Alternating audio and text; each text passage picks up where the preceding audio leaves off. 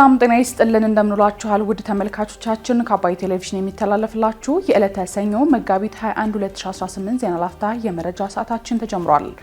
የኦሮሚያ ክልል መንግስት ከ3 የክልሉ ከተሞች ውጪ በህገወጥ መንገድ ተገንብተዋል ላላቸው ቤቶች የባለቤትነት ማረጋገጫ ሊሰጥ ስለመሆኑ ሌተናል ጀነራል ታደሰ ወረደ በትግራይ ክልል ለመፈጸም የገቡትን ቃል ሳይፈጽሙ የ1 ዓመት የስልጣን ጊዜያቸው ተጠናቋል ሲሉ የስምረት ፓርቲ ከፍተኛ አመራር መግለጻቸውን እንዲሁም የትምህርትና ስልጠና ባለስልጣን ከትምህርት ዘርፉ እንዲወጡ ቢታዘዙም እስካሁን አልወጡም ያላቸውን 52 የከፍተኛ ትምህርት ተቋማት ስም ዝርዝር ይፋ ማድረጉን ጨምሮ ሌሎች መረጃዎችን ይዘንላችሁ ቀርበናል። ዜናዎቹን እየመራው ዳሩ ሰላም ተሾመ ከናንተ ጋር ቆይታ አደርጋለሁ። አብራችሁን ቆዩ። የኦሮሚያ ክልል መንግስት ከ3 የክልሉ ከተሞች ውጪ በህገወጥ መንገድ ተገንብተዋል ላላቸው ቤቶች የባለቤትነት ማረጋገጫ ሊሰጥ መሆኑን ገለጸ። የኦሮሚያ ክልላዊ መንግስት ከ3 የክልሉ ከተሞች ውጪ ባሉ አካባቢዎች በህገወጥ መንገድ ግንባታቸው ተካሂደዋል ላላቸው ቤቶች የባለቤትነት ማረጋገጫ ሰነድ ሊሰጥ መሆኑን አስታውቋል። በክልሉ ካቢኔ ህገወጥ የከተማ ቤትን ህጋዊ ለማድረግ የጸደቀውን ደንብ መነሻ በማድረግ የክልሉ መሬት ቢሮና ጠቅላይ አቃቤ ህግ ማብራሪያ ሰጥተዋል።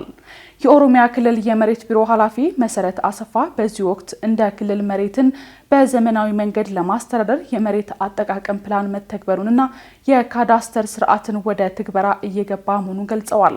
በመሆኑም ዘመናዊ የመሬት አስተዳደር ስርዓትን በሚፈለገው መልኩ መተግበር እንዳይቻል እንቅፋት የሆኑትን ህገወጥ የመኖሪያ ቤቶች ግንባታ ህጋዊ ለማድረግ የሚያስችል ደንብ በክልሉ ካቢኔ መጽደቁን አስረድተዋል። በዚህም ከከተማው ፕላን ጋር የሚስማሙ ግንባታዎች በከተማው የአካባቢ ልማት ፕላን መስፈርት መሰረት እንዲቀጥሉ እንደሚደረግ ገልጸው የከተማውን ፕላን የማያሟሉ ከሆነ ግን እንዲፈርሱ እንደሚደረግም ጠቁመዋል። አክለውም ከ2005 ጀምሮ ግንባታቸው የተካሄዱና ግንባታቸው ከከተማው ፕላን ጋር የሚስማሙት በአሁኑ የከተማ የሊዝ ዋጋ የጣራና የግድግዳ ግብር እንዲሁም 30% ቅጣት እንዲከፍሉ እንደሚደረጉም ገልጸዋል። ክፍያውን በአንድ ጊዜ ከፍለው ማጠናቀቅ ለማይችሉ ሰዎች በ2 ዓመታት ውስጥ ከፍለው ማጠናቀቅ እንደሚችሉ በመመሪያው መቀመጡን የገለጹት ኃላፊዋ ይህ ውሳኔ ግን የሸገር፣ አዳማና ቢሾፍቱ ከተሞችን እንደማይመለከትም አስታውቀዋል። ሊቀጥሉ ይደረጋል። ከፕላን ጋር የማይስማሙ ግንባታዎች እንዲፈርሱ ይደረጋሉ። ከ2005 ዓ.ም ጀምሮ ከፕላን ጋር የሚስማሙ ይዞታዎች በአሁኑ የሊዝ ዋጋ በተጨማሪም የጣራና ግድግዳ እንዲሁም 30% ቅጣትን በመጨመር ማስከፈል፣ በአንድ ጊዜ ከፍለው የመሬት ባለቤትነት ማረጋገጫ መውሰድ ለማይችሉ በ2 ዓመት ውስጥ እንዲከፍሉ ማድረግ፣ ወዲያውኑ ለሚከፍሉ ክፍያቸውን እንደጨረሱ የመሬት ይዞታ ማረጋገጫ ሰነድ ወይም ካርታ መስጠት፣ ወደፊት እንዳይደገም ጠንካራ ተጠያቂነት ህጎች ተዘጋጅተዋል። ከ2018 ዓ.ም መጋቢት 10 በኋላ የተገነቡ ህገወጥ ግንባታዎች መረጃን በሳተላይት ፎቶ መኖራቸው ከተረጋገጠ በከተማ አመራሮችና የሚመለከታቸው ባለሙያዎች ላይ ከባድ የእርምት እርምጃ ይወሰዳል። ይህ ውሳኔ በአዳማ፣ ቢሾፍቱና ሸገር ከተሞች ላይ ሬጉላራይዜሽንና ኤልዲፒ ስራ ላይ እየዋለ በመሆኑ የማይተገበር መሆኑን እንገልጻለን። የክልሉ ጠቅላይ አቃቢ ህግ ቢሮ ኃላፊ ጉዮ ዋሪዮ በበኩላቸው ደንቡ ከ2005 እስከ መጋቢት 10 ቀን 2018 ድረስ ያለውን ጊዜ የሚያካልል መሆኑን አስገንዝበዋል።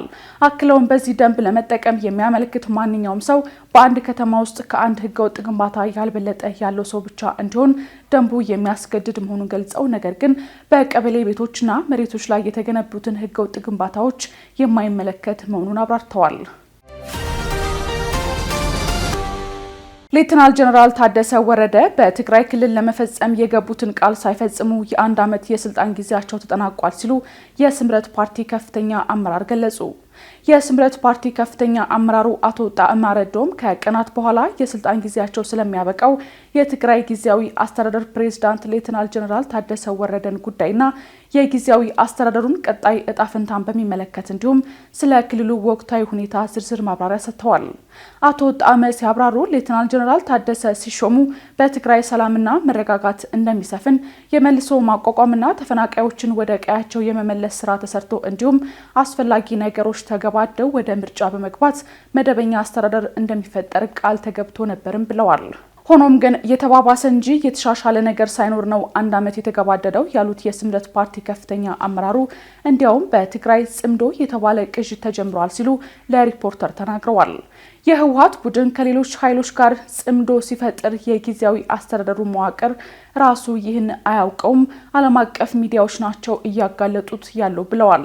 አቶ ጣመ ጊዜያዊ አስተዳደሩ የተሰጠውን የአንድ ዓመት ኃላፊነት በአግባቡ ሳይወጣና የገባውን ቃል ሳያሳካ ዳግመኛ የጦርነት ስጋት ደመና በትግራይ ላይ ዳምኗል ሲሉ አብራርተዋል። በህወሓት በኩል የጦርነት ፍላጎት መኖሩን እኛም መረጃዎችን እያገኘን ነው የሚሉት የፓርቲው አመራር ከሻዕቢያና ከአማራ ታጣቂ ኃይሎች መሪዎች ጋር ስብሰባዎችን እያደረጉ መሆኑን እናውቃለን በማለትም አስረድተዋል። አቶ ጌታቸው ረዳ የክልሉ ጊዜያዊ አስተዳደር በነበሩበት ወቅት ጥምር ኮሚቴ የሚባል ተመስርቶ ነበር በማለት ያስታወሱት አቶ ጣመ 7 የክላስተር አመራሮች ያሉበት በድምሩ 10 ሰዎችን ያሰባሰበ የጋራ ኮሚቴ ተመስርቶ ነበርም ብለዋል። ግንኙነት ማድረግ ሲጀመር ግን ዋና የኮሚቴው ስራ አስተዳደሩን መተቸት፣ የሚሰራቸውን ስራዎች ማደናቀፍና መቃወም እንዲሁም አቶ ጌታቸውን ላለማሰራት የሚደረግ ሙከራ ብቻ ሆነ ሲሉ በወቅቱ ስለነበረው ሁኔታ አስረድተዋል። አሁንም ተመሳሳይ ተግባር እየተፈጸመ ነው ሲሉ በክልሉ የጊዜያዊ አስተዳደሩን የሚያደናቅፍ ካውንስል መቋቋሙን አንስተዋል። የአማራ ክልል ከፍተኛ የስራ ኃላፊዎች በክልሉ የተለያዩ ከተሞች የውይይት መድረኮችን አካሄዱ። ሰሞኑን በአማራ ክልል ባሉ የተለያዩ ከተሞች የክልሉ የስራ ኃላፊዎች ውይይት አካሂደዋል። በዚህም በደቡብ ጎንደር ዞን ደብረ ታቦር ከተማ አስተዳደር በወቅታዊ ጉዳዮችና በቀጣይ አቅጣጫዎች ዙሪያ የአማራ ክልል የጸጥታ ኃላፊዎች በተገኙበት የውይይት መድረክ ተካሂዷል። በመድረኩ የክልሉና የደቡብ ጎንደር ዞን ከፍተኛ የስራ ኃላፊዎች፣ የደብረ ታቦር ከተማ አስተዳደር ሰላም አስከባሪዎችና የፖሊስ አባላትም ተሳትፈዋል። በመድረኩ ንግግር ያደረጉት የአማራ ክልል ሰላምና ጸጥታ ቢሮ ምክትል ኃላፊ በሪሁን መንግስቱ የነበሩ ክፍተቶችን በማጥበብ የተፈጠረውን ቀውስ ቀልብሶ ሰላምን ለማረጋገጥ በአጭር ጊዜ ውስጥ ወደ ስራ ይገባልን ብለዋል።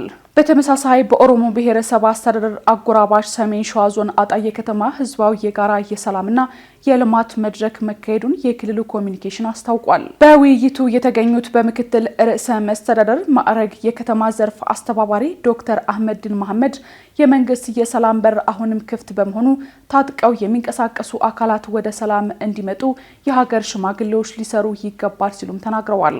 እንዲሁም ከሰሜንና ከደቡብ ወሎ ከወልዲያ ከደሴና ከኮምቦልቻ ከተማ አስተዳደር የስራ ኃላፊዎች ጋር በልማትና በመልካም አስተዳደር ጉዳዮች ዙሪያ ውይይት ተካሂዷል።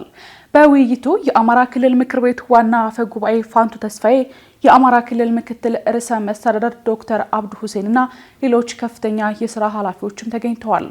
በሰሜን ሸዋ ዞን የመንዝማማ ምድር ወረዳና የሞላሌ ከተማ አስተዳደር በተካሄደው ውይይት የተገኙት የመከላከያ ሰራዊት የልዩ ዘመቻዎች እዝ ዋና አዛዥ ሌተናል ጀነራል ሹማ አብደታ ችግሮችን ለመፍታት አፈሙዝ ከመምረጥ ይልቅ በሰለጠነ የውይይት መንገድ መፍታት ለሀገር እድገት ወሳኝ ነው ሲሉ ተናግረዋል። በተያያዘ መረጃ የክልሉ ከፍተኛ የስራ ኃላፊዎች ከደንበጫ ከተማና ዙሪያ ወረዳ ነዋሪዎች ጋርም ተወያይተዋል።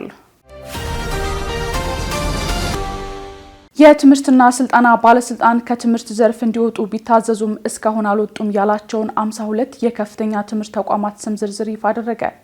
የኢፌዴሪ ትምህርትና ስልጠና ባለስልጣን ከከፍተኛ ትምህርት ሴክተር እንዲወጡ ቢታዘዙም እስካሁን ያልወጡትን ተቋማት ስም ዝርዝር ይፋ ያደረገው ተቋማቱ የዘርፉን ጥራት ለመቆጣጠር በሚደረገው ሂደት የተላለፉትን ውሳኔዎች ተግባራዊ ባለማድረጋቸው ነው ተብሏል።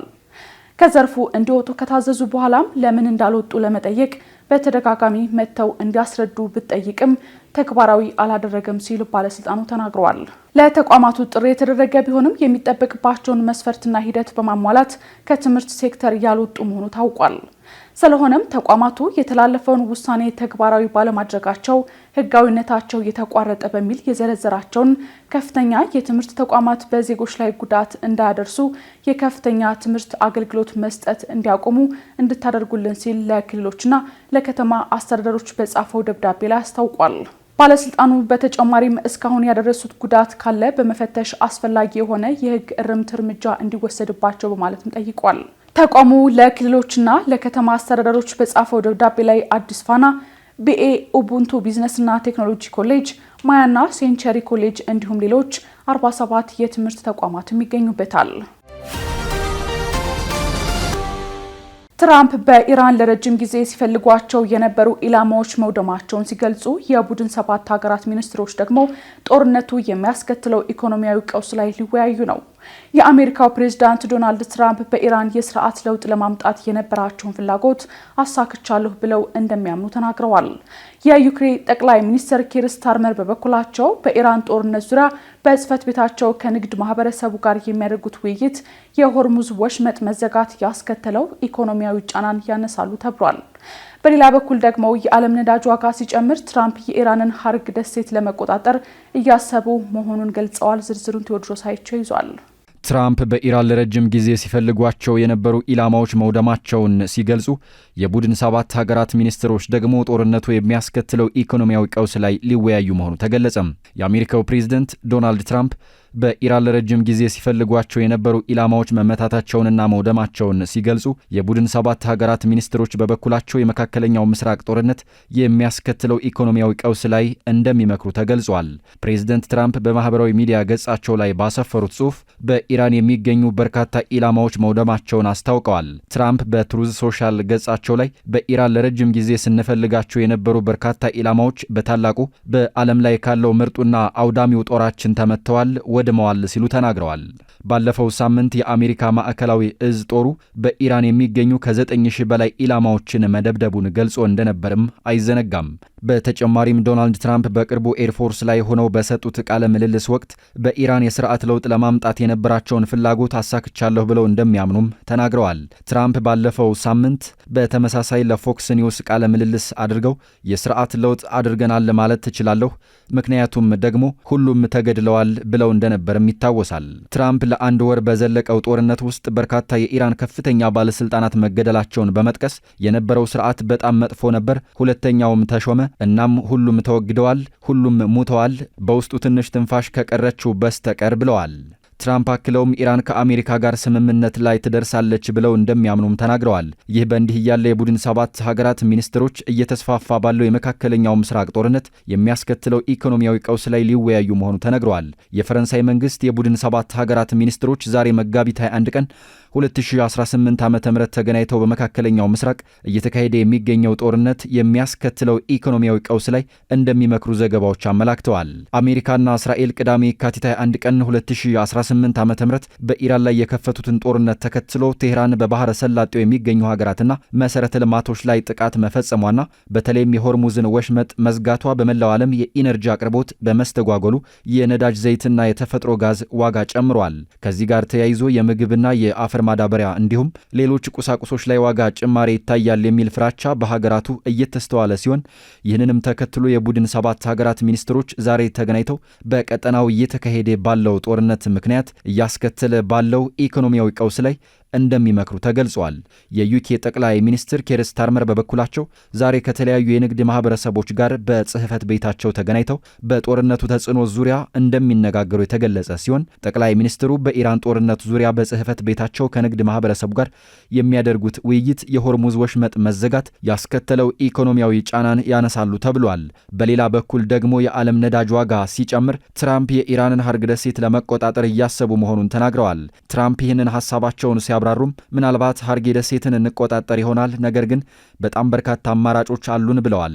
ትራምፕ ይህንን ያሉት በመካከለኛው ምስራቅ የሚገኙ የአሜሪካ ወታደሮች ቁጥር በከፍተኛ ሁኔታ በጨመረበት ወቅት ሲሆን ፕሬዝዳንቱ እንዳሉት እውነቱን ለመናገር የምንፈልገው ከኢራን የነዳጅ ዘይት መውሰድ ነው፣ ነገር ግን በዩኤስ ያሉ አንዳንድ የማይረቡ ሰዎች ያንን ለምን ታደርጋለህ ይላሉ በማለት ተናግረዋል። ትራምፕ ይህንን ይበሉ እንጂ በዩናይትድ ስቴትስ ውስጥ ባሉ ግዛቶችና ዋና ዋና ከተሞች በሚሊዮኖች የሚቆጠሩ አሜሪካውያን ንጉሥ አንፈልግም በሚል መሪ ቃል በጎዳናዎች ላይ ወጥተው ባሳለፍነው ቅዳሜ ተቃውሟቸውን አሰምተዋል።